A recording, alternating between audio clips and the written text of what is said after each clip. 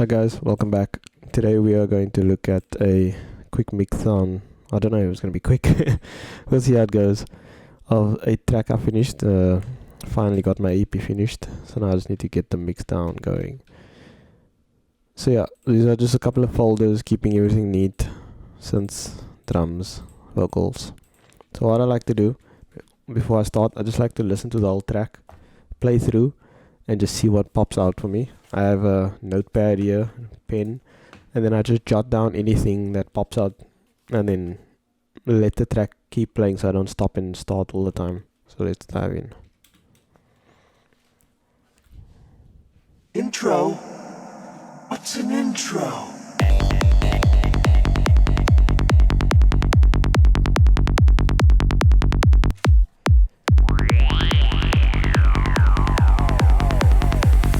Focus and concentration.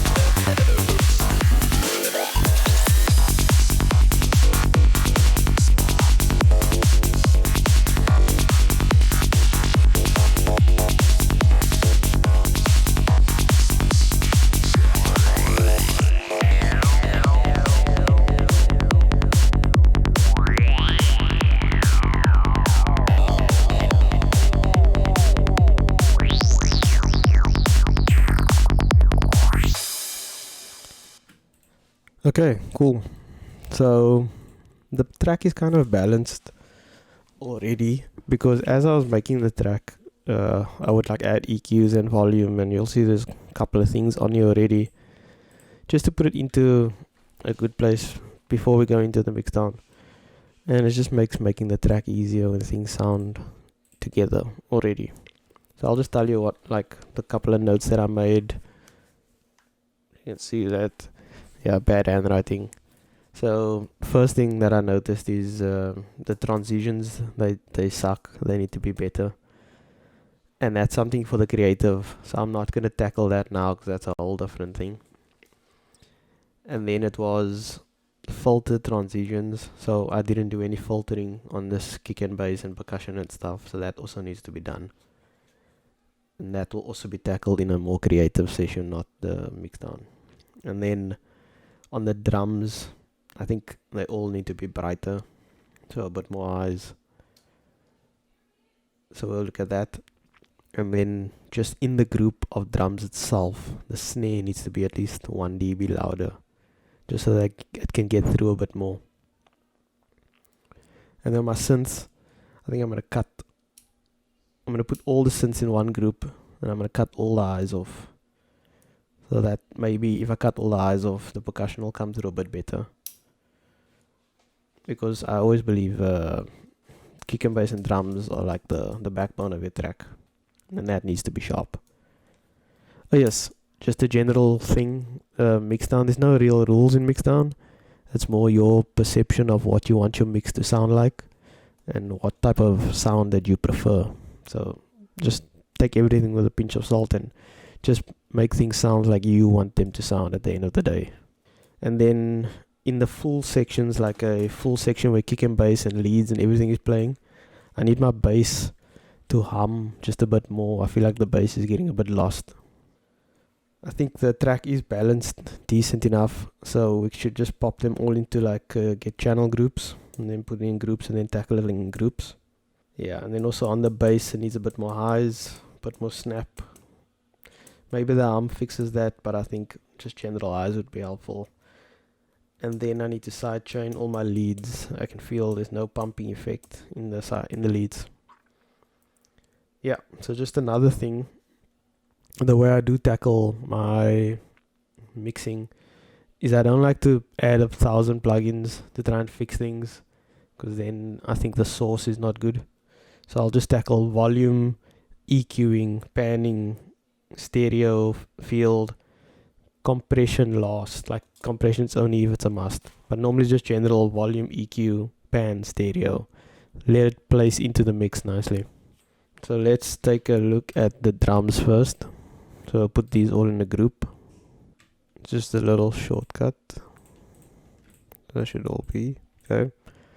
What I like to do is I like to take my snare out of the drum group, just so the snare can punch through on its own. Crazy hiccups.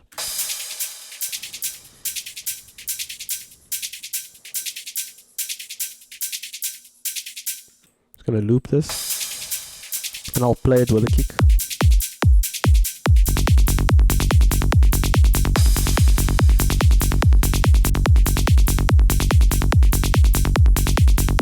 So you can see there's not much going on in the mids. So it's all been cut already.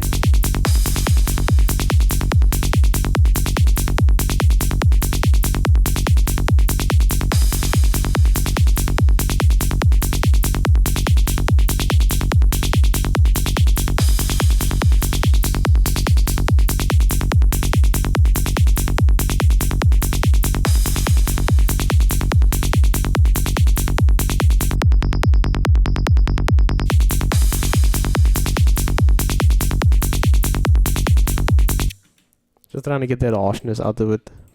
Then I'm gonna pop a distortion plug-in and see if we can get a little crunch out of the. So I'll put it in the middle. I'll put it up, say from 1000. And this side I'll turn off. So I'll leave on.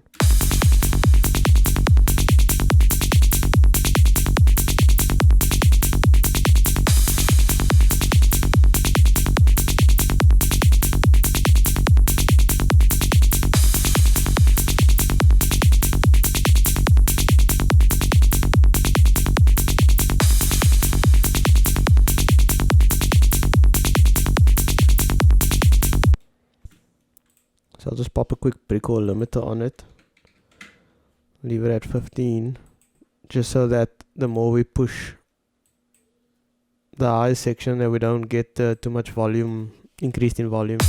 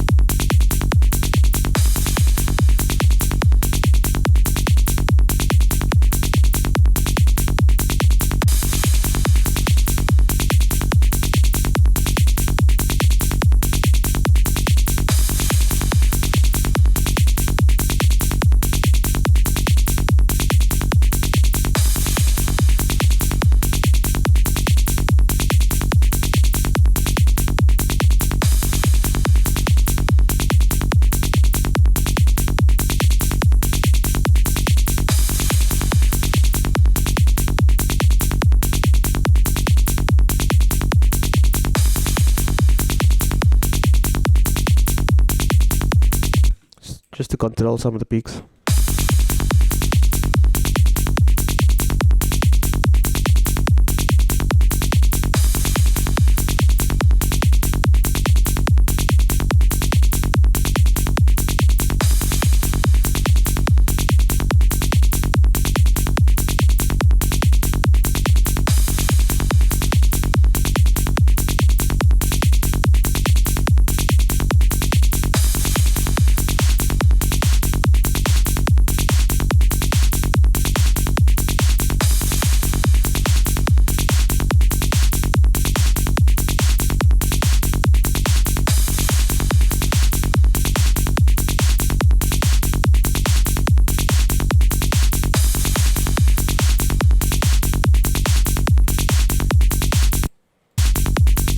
So just popping an envelope shaper on the open hat, just to see if we can maybe shorten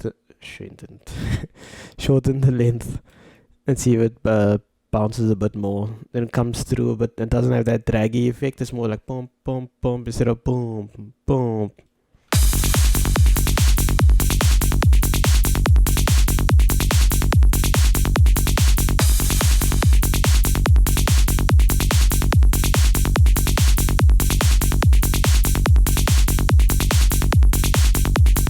Can you hear that? How it just shortens everything. If I'm gonna leave it off quickly, you can hear it's like ch ch, and then when it's on, it's like ch ch ch.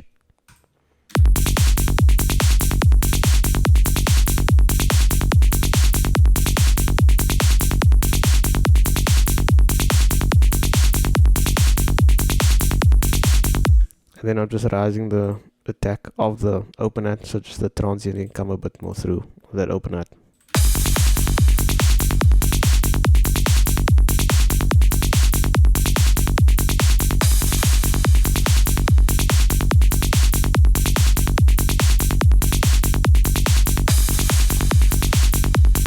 Okay, gonna pop one for the synth quickly. So first I'm just doing my notes.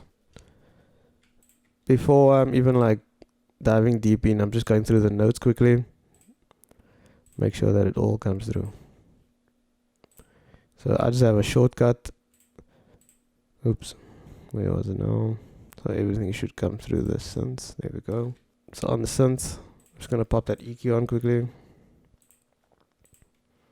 And then I just want to cut the highs and the lows, not too much, just so that nothing comes through.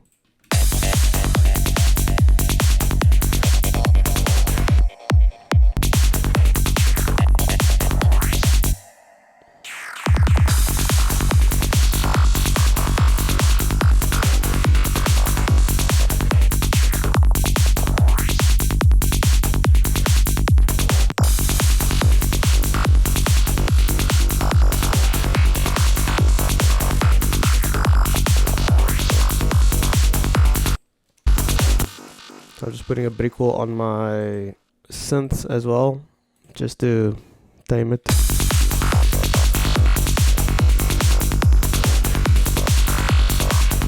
Because I think everything's kind of in a good balance already, I'm just almost like stem mixing instead of tackling everything individually.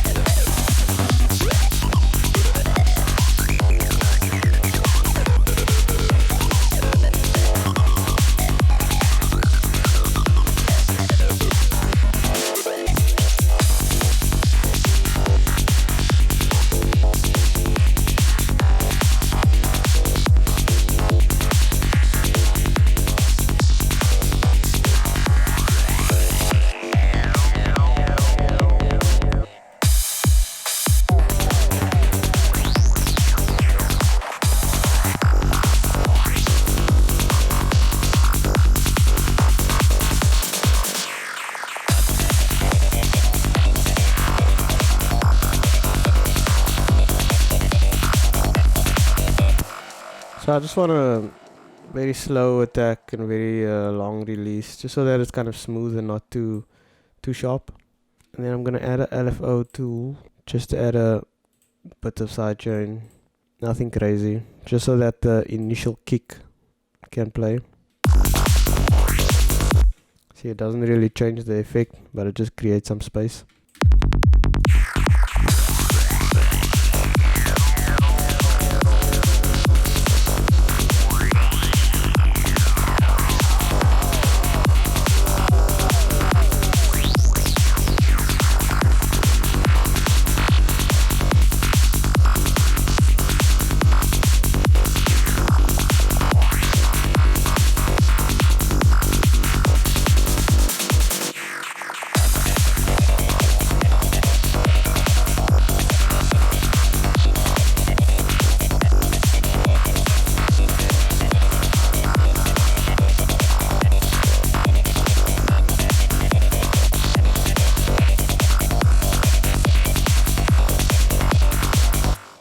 Not too much stereo, because I do have stereo on some of the other plugins, on some of the channels already.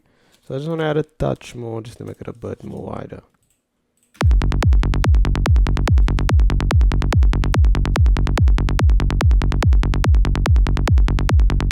Okay, so I just want to see if I can get a bit more eyes on it.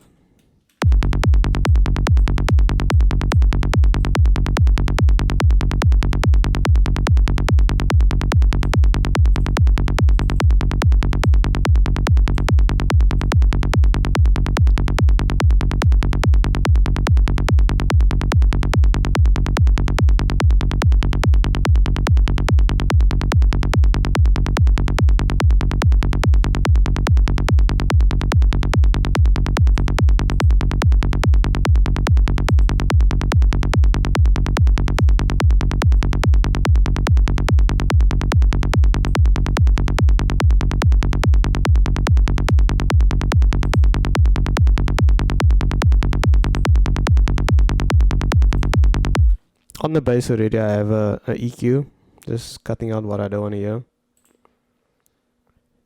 And then I have a little multiband here, just reacts to the highs as well.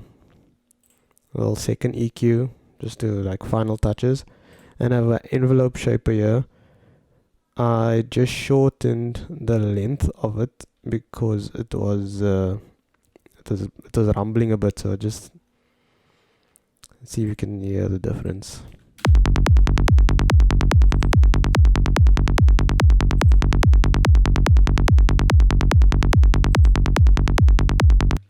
It just kind of tames it a bit.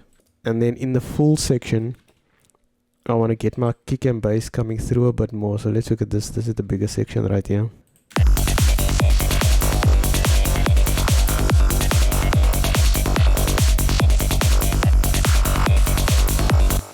So what I'm thinking is on this EQ here, see, I'm cutting quite a lot of the harmonics of the bass. So maybe let's check if this one is needed in the overall mix.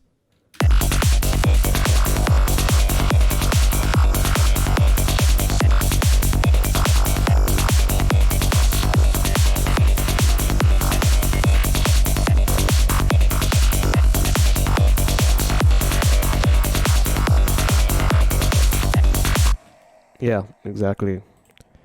So when I had the kick and bass playing on its own, I didn't like this. I didn't like it. It didn't sound good. You see how snappier it makes it when it's running on its own? Now was it?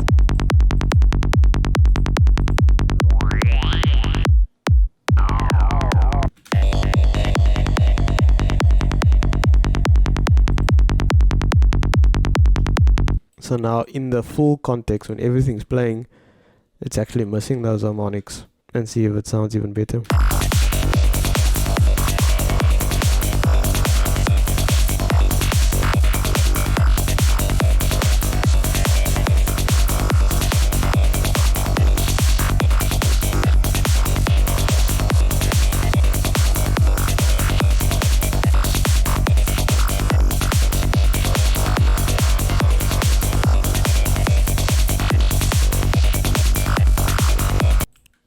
So yeah, that actually sounds a lot better.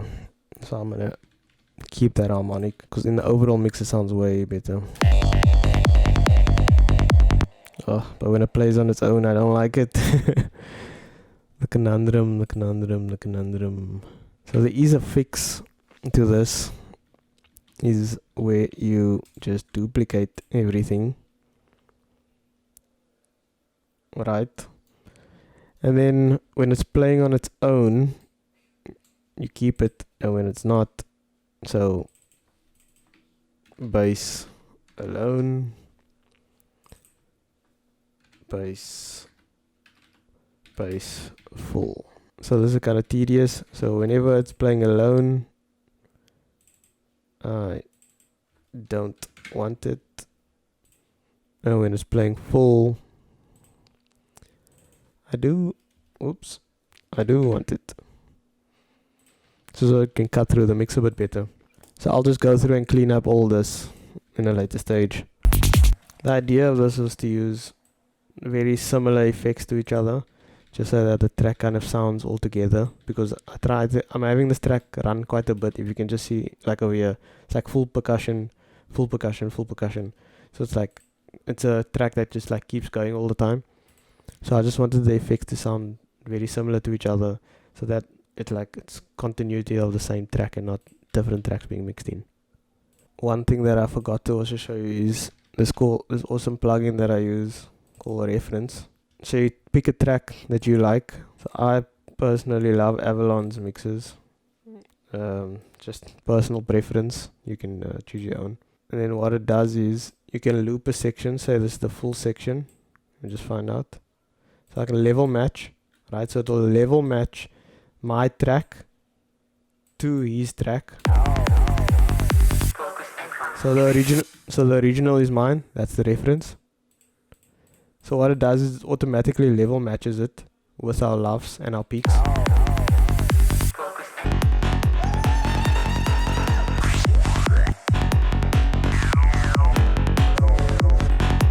Yeah, there. It's perfectly matched already, so I don't have to struggle to like figuring out the loves of both tracks.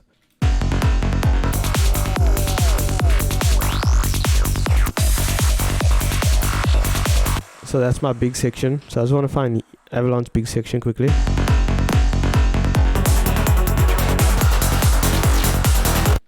Okay, cool. So this is this big section.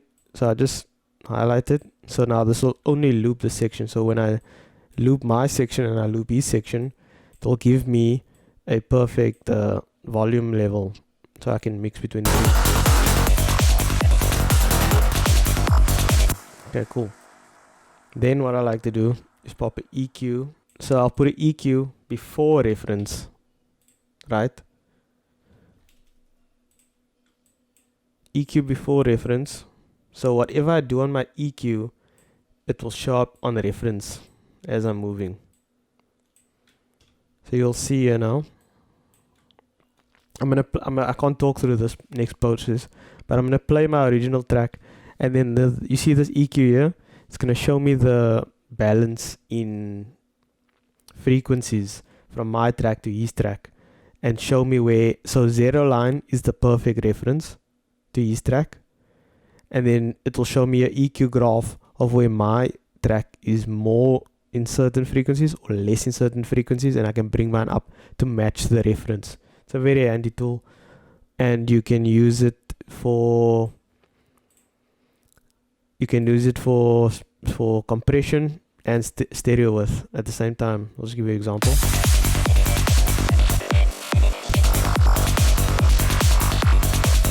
Level line EQ, punch dots, compression, stereo width. So for now, I'm just going to use it on the EQ. It's just so I can fix up my frequencies to the reference that I prefer.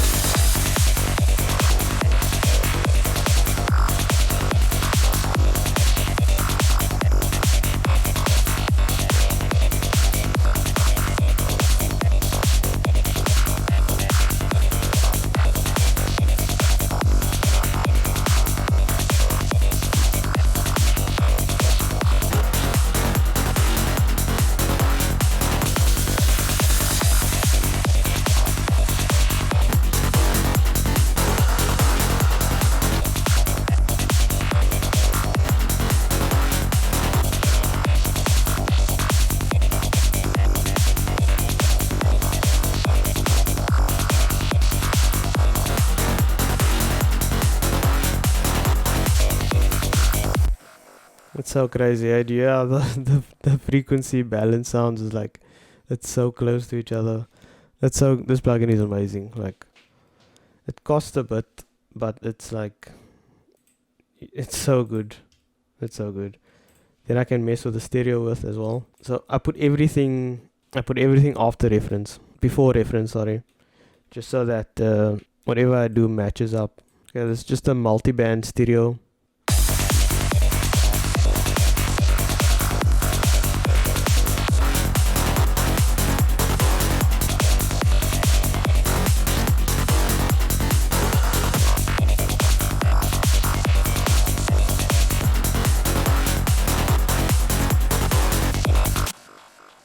So at 185, I need a bit more highs.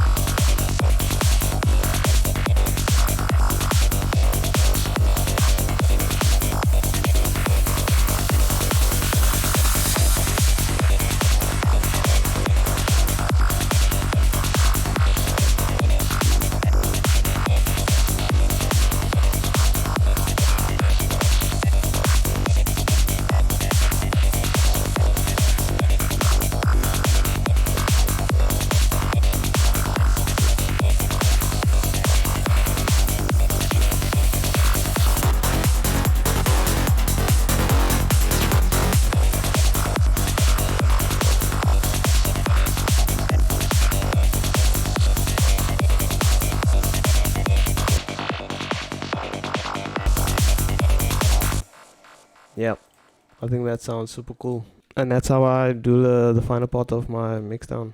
I think that sounds awesome. The frequency sounds cool.